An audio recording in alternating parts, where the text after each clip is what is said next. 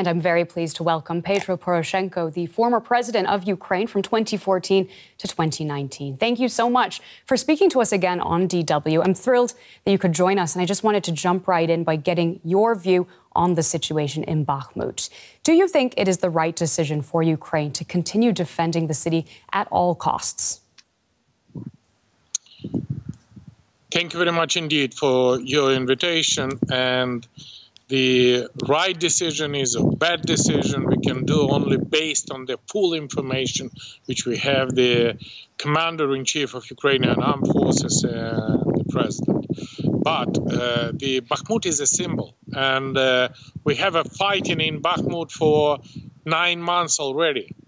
And I was in Bakhmut during this last year more than dozens times to speak, to support, to supply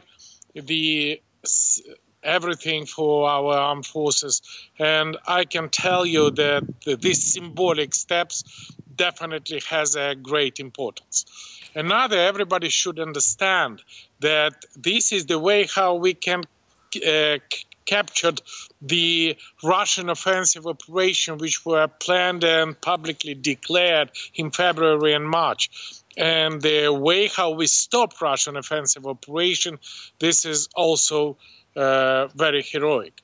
But why if we Bakhmut need to do that? Excuse me for interrupting. I have to ask, though, if Bakhmut is primarily a symbol, maybe you can help us understand what is going on behind the scenes in the Ukrainian government. We had reports that Ukraine was ready to withdraw. Then we had President Zelensky come out strong, saying they would instead reinforce Bakhmut. And he made a real point of highlighting that all of the military agreed that that was the right move.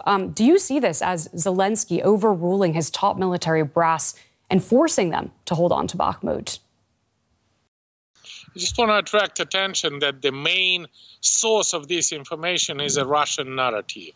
And this is I consider that as a part of the Russian propaganda.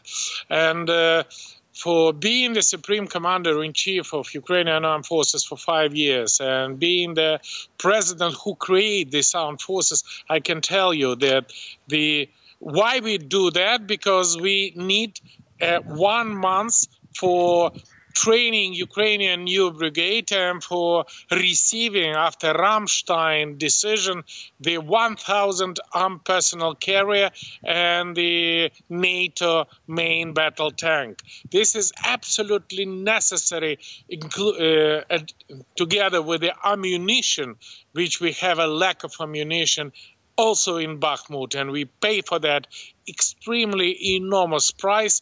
And all these things help us at the end of the March, beginning of the April, our offensive operation, which would be extremely important and extremely hopeful. And with that situation, kind of support, Bakhmut is absolutely necessary.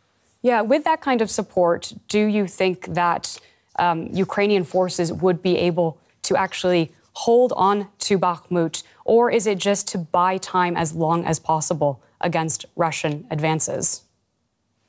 You should understand that we have enough weapons to withstand with Putin, and we have absolutely not enough weapons for our offensive operation. And definitely, when I returned back, I was there about 1 week ago, and speaking with the soldiers, they definitely has a lack of ammunition. And this is the top priority for us.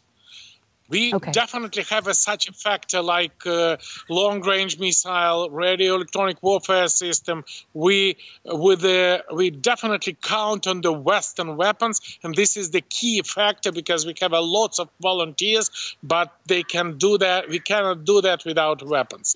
And with that situation, I really appreciate all our partners, including Germany, who already supply, and it is a vital factor our victory. But please do it faster. Please understand that every single week for delay is a crucial factor for our offensive operation. And this